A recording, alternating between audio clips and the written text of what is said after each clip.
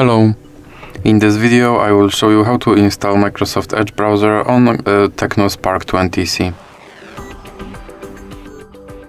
So you have to start with opening your Google Play Store, then click on search bar and type in Edge and click search, and now click install.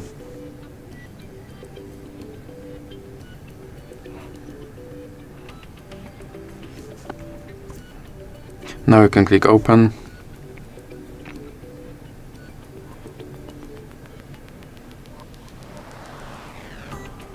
And here you can set this browser as your default browser, or you can click not now.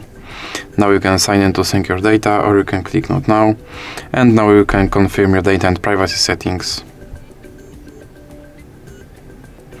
And now your Microsoft Edge browser is installed and is ready to use. So that's it for this video. If you liked it, please remember to leave like and subscribe.